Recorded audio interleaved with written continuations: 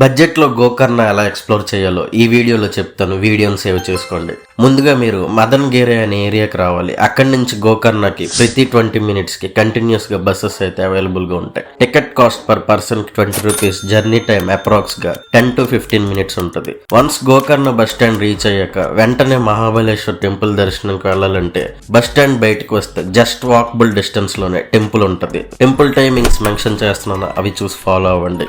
లేదా time ఉందనుకుంటే auto మాట్లాడుకొని home బీచ్కి వెళ్ళండి. పర్ పర్సన్ కి అప్ అండ్ డౌన్ వచ్చి 400 తీసుకుంటారు. జర్నీ అయితే చాలా అడ్వెంచరస్ గా నెక్స్ట్ లెవెల్లో ఉంటుంది, అస్సలు మిస్ అవ్వద్దు.